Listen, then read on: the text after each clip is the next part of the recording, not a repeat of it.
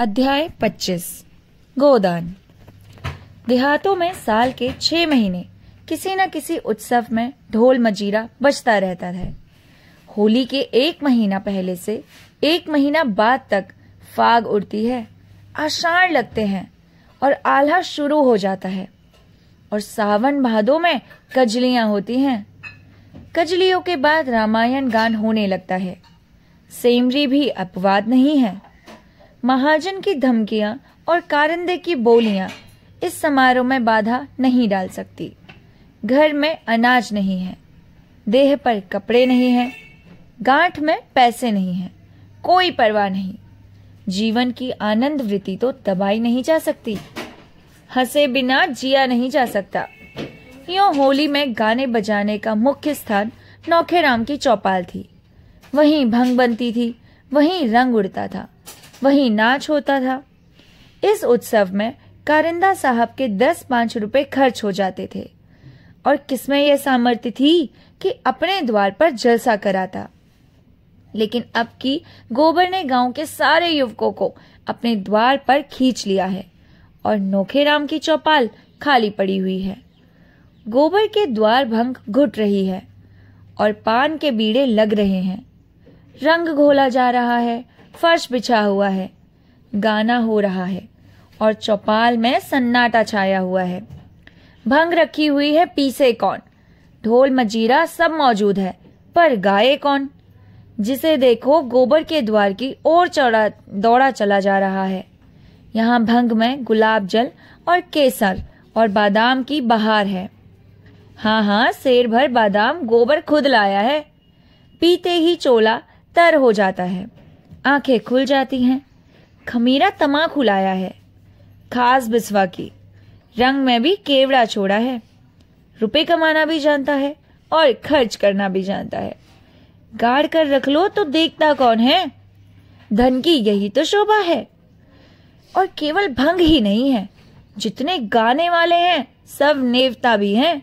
और गांव में ना जाने नाचने वाले कितने सारे हैं। ना नाचने वालों की कमी है, ना गाने वालों की, ना ही अभिनय करने वालों की। शोभा ही लंगड़ों की ऐसी नकल करता है कि कोई क्या करेगा। और बोली की नकल करने में तो उसका कोई सानी नहीं है। जिसकी बोली कहो उसकी बोले, आदमी की भी जानवर की भी। गिरधर नकल करने में बेजोड़ है। वकील की नकल वह करे, पटवारी की नकल वह करे, थानेदार की, चपरासी की, सेठ की, सभी की नकल कर सकता है। हाँ, बेचारे के पास वैसा सामान नहीं है, मगर अब की गोबर ने उसके लिए सभी सामान मंगा दिया है और उसकी नकलें देखने जोग होगी। यह चर्चा इतनी फैली कि सांझ से ही तमाशा देखने वाले जमा होने लगे। आसपास के गांव से दर्शकों की टोलियां आने लगी। 10 बजते बजते 3-4 हजार आदमी जमा हो गए। और जब गिरधर जिंगूरी सिंह का रूप धरे अपनी मंडली के साथ खड़ा हुआ तो लोगों को खड़े होने की जगह भी न मिलती थी। वह खलवाट सर, वही बड़ी मूछे और वही तोंद बैठे भोजन कर रहे हैं और वही ठकुराइन बैठी पंखा जल रही हैं। ठाकुर ठकुराइन को रसिक नेत्रों से देखकर कहते हैं, अब भी तुम्हारे ऊपर वह जोबन है कि कोई जुबान भी ना देख ले तो तड़प जाए। और ठकुराइन फूल कर कहती है, जब भी तो नई नवेली लाए हो। उससे तो लाया हूं तुम्हारी सेवा करने के लिए। वह तुम्हारी क्या बराबरी करेगी? छोटी बीवी भी यह वाक्य सुन लेती है और मुंह फुलाकर चली जाती है। दूसरे दृश्य में ठाकुर खाट पर लेटे हुए हैं और छोटी बहू मुंह फेरे हुए जमीन पर बैठी है। ठाकुर बार बार उसका मुंह अपनी ओर फेरने में विफल चेष्टा करते हैं। मुझसे क्यों रूठी हो मेरी लाडली? तुम्हारी लाडली जहां है वहां जाओ। मैं तो लौंडी हूं, दूसरों की सेवा टहल करने के लिए लाई हूं। अरे तुम तो मेरी रानी हो, तुम्हारी सेवा टहल करने के लिए वह बुढ़िया है। अब पहली ठकुराइन सुन लेती है और झाड़ू लेकर घर में घुसती है और कई झाड़ू उन पर जमाती है। ठाकुर साहब जान बचाकर भागते हैं। फिर दूसरी नकल हुई जिसमें ठाकुर ने 10 रुपए का दस्तावेज लिखकर 5 रुपए दिए शेष नजरारे और तहरीर और दस्तूरी ब्याज में काट लिए। किसान आकर ठाकुर के चरण पकड़कर रोने लगता है। बड़ी मुश्किल से ठाकुर रुपए देने पर राजी होते हैं। जब कागज लिखा जाता है और आदमी के हाथ 5 रुपए रख दिए जाते हैं। जब कागज लिख देते हैं तभी वो काम करते हैं और आदमी के पास में देते हैं। कहते हैं, यह तो 5 ही रुपए है मालिक, 10 नहीं है, घर जाकर गिनना। नहीं सरकार, 5 है। 1 रुपया नजराने का हुआ कि नहीं? हाँ सरकार। 1 तहरार का? हाँ सरकार। 1 कागज का? हाँ सरकार। 1 दस्तूरी का? हाँ सरकार। 1 सूद का? हाँ सरकार। 5 नगद? 10 हुए कि नहीं? हाँ सरकार। अब यह 5 भी मेरी ओर से रख लीजिए। कैसा पागल है? नहीं सरकार, 1 रुपया छोटी ठकुराइन का नजराना है, 1 रुपया बड़ी ठकुराइन का। 1 रुपया छोटी ठकुराइन के पान खाने को, 1 बड़ी ठकुराइन के पान खाने को, बाकी बचा 1 वह अपनी आपकी क्रियाक्रम के लिए। इस तरह नोखेराम और पट्टेश्वरी और दाता दीन की बारी बारी से खबर लेने ली गई और फबतियों में चाहे कोई नयापन ना हो और पुरानी नकलब हो, लेकिन गिरधारी का ढंग ऐसा हास्यजनक था। दर्शक इतने सरल हृदय थे कि बेबात की हंसी में भी हंसते थे। रात भर भंडेती होती रही और सताए हुए दिल कल्पना में प्रतिशोध पाकर प्रसन्न होते रहे। आखिरी नकल समाप्त हुई तो कौवे बोल रहे थे। सवेरा होते ही जिसे देखो उसी की जबान पर वही रात के गाने, वही नकल, वही फिक्रे। मुखिया तमाशा बन गए। जिधर निकलते हैं उधर ही 2-4 लड़के पीछे लग जाते हैं और फिर वही फिक्रे कसते हैं। चिंगुरी सिंह तो दिल्लगी बाज आदमी थे, इसे दिल्लगी में लिया। मगर पट्टेश्वरी, उनसे ऐसा ना होता था। वो तो चिढ़ते थे। पंडित दाता दीन तो इतने तुनुक मिजाज थे कि लड़ने पर तैयार हो जाते थे। वह सबसे सम्मान पाने के आदी थे। कारिंदा की तो बात ही क्या, राय साहब तक उन्हें देखते ही सर झुका देते थे। उनकी ऐसी हंसी उड़ाई जाए और अपने ही गांव में यह उनके लिए असहाय था। अगर उनमें ब्रह्म तेज होता तो इन दुष्टों को भस्म कर देते, ऐसा श्राप देते कि सब के सब भस्म हो जाते। लेकिन इस कलयुग में श्राप का असर ही जाता रहा, इसलिए उन्होंने कलयुग वाला हथियार निकाला। होरी के द्वार पर आए और आंखें निकालकर बोले, क्या आज भी तुम काम करने न चलोगे होरी? अब तो तुम अच्छे हो गए, मेरा कितना हरज हो गया, तुम यह नहीं सोचते? गोबर देर में सोया था, अभी अभी उठा था और आंखें मलता हुआ बाहर आ रहा था कि दाता दीन भी उसकी कान में आवाज पड़ी। पालागन दूसरा तो करना है, उल्टे और हेकड़ी दिखाकर बोला, अब वे तुम्हारी मजदूरी न करेंगे, हमें अपनी ऊख जो बोनी है। दाता दीन ने सुरती फाकते हुए कहा, काम कैसे नहीं करेंगे? साल के बीच में काम नहीं छोड़ सकते। जेठ में छोड़ना हो छोड़ दो, करना हो करे, उससे पहले नहीं छोड़ सकते। गोबर ने जम्हाई लेकर कहा, हाँ, उन्होंने तुम्हारी गुलामी नहीं लिखी है। जब तक इच्छा थी काम किया, अब इच्छा नहीं है नहीं करेंगे, इसमें कोई जबरदस्ती नहीं कर सकता। तो होरी काम नहीं करेंगे ना? तो हमारे रुपए सूद समेत दे दो। 3 साल का सूद होता है 100 रुपया, असल मिलाकर 200 होते हैं। हमने समझा था 3 रुपए महीने में काट जाएंगे, लेकिन तुम्हारी इच्छा नहीं है तो मत करो, मेरे रुपए दे दो। धन्ना सेठ बनते हो तो धन्ना सेठ का काम करो। होरी ने दाता दीन से कहा, तुम्हारी चाकरी से मैं कब इनकार करता हूं महाराज, लेकिन हमारी ऊख भी तो बोने को पड़ी है। गोबर ने बाप को डांटा, कैसी चाकरी और किसकी चाकरी? यहां तो कोई किसी का चाकर नहीं, सब बराबर है। अच्छी दिल लगी है, किसी को 100 रुपए उधार दे दिए, उससे सूद में जिंदगी भर काम लेते रहो, मूल जीव खाते हो। यह महाजन ही नहीं है, खून चूसना है। तो रुपए दे दो भैया, लड़ाई काहे की?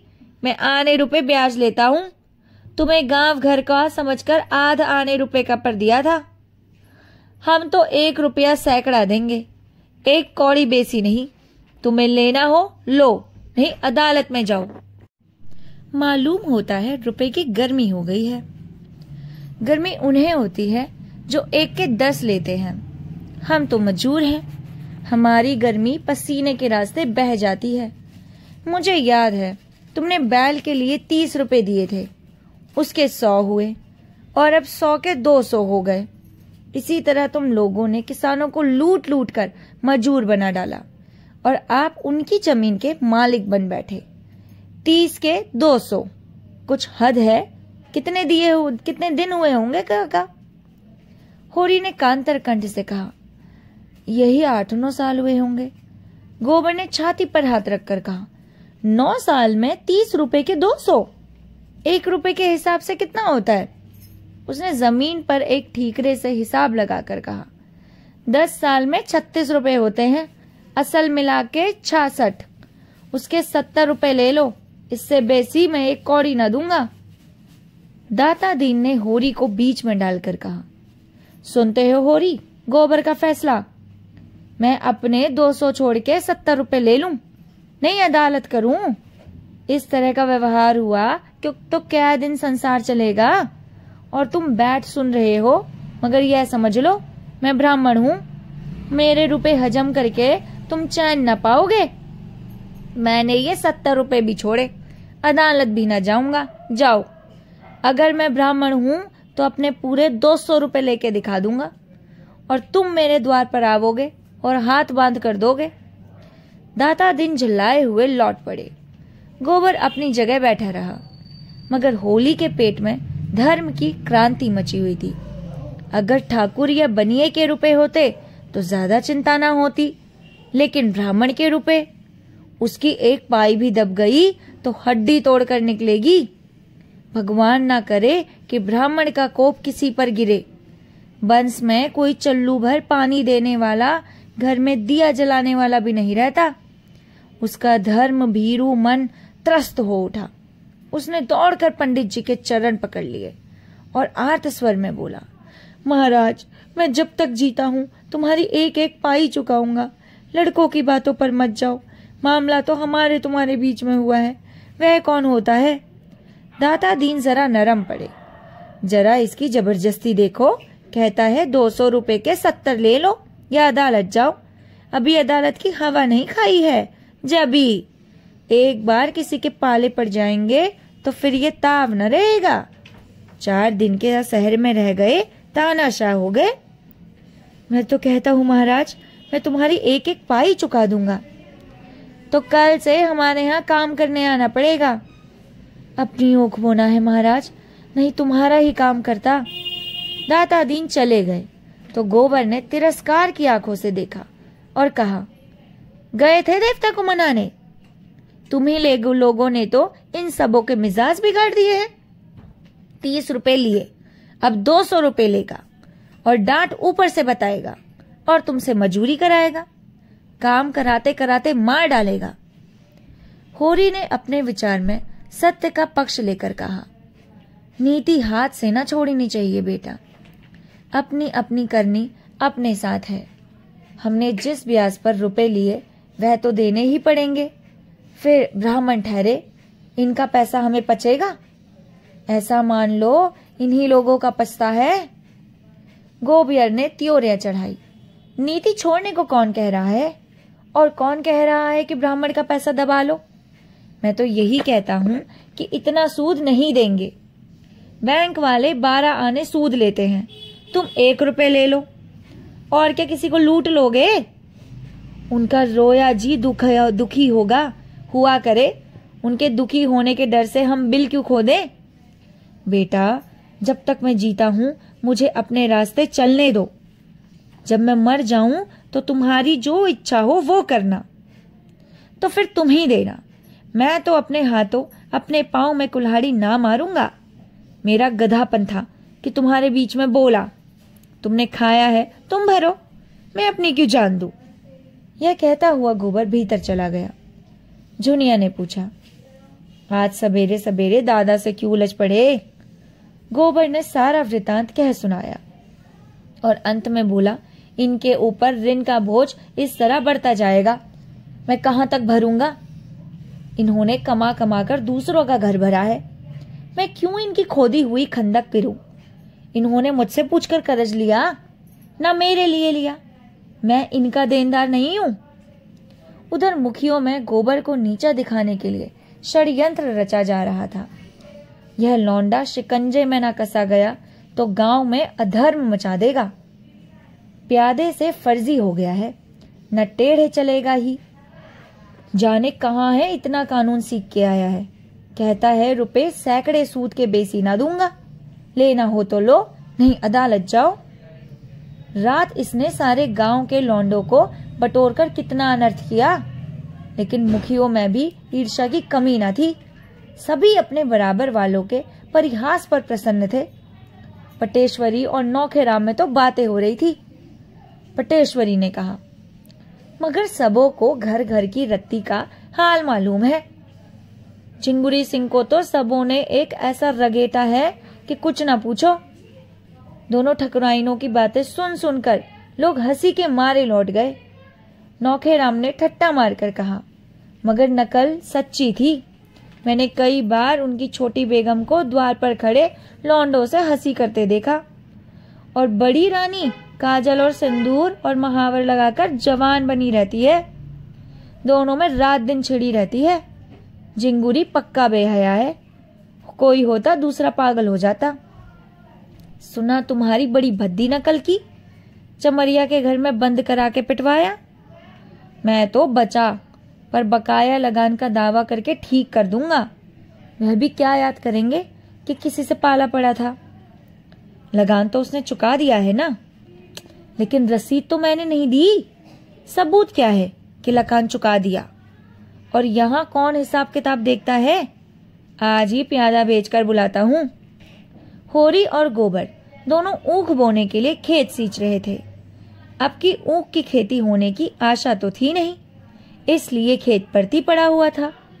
अब बैल आ गए तो ऊख क्यों ना बोई जाए। मगर दोनों जैसे 36 बने हुए थे, ना बोलते थे ना ताकते थे। होरी बैलों को हाँक रहा था और गोबर मोट ले रहा था। सोना और रूपा दोनों खेत में पानी दौड़ा रही थी और उनमें झगड़ा हो गया। विवाद का विषय यह था कि झिंगुरी सिंह को छोटी ठकुराइन पहले खुद खाकर पति को खिलाती है या पति को खिलाकर तब खुद खाती है। सोना कहती थी पहले वह खुद खाती है। रूपा का मत इससे प्रतिकूल था।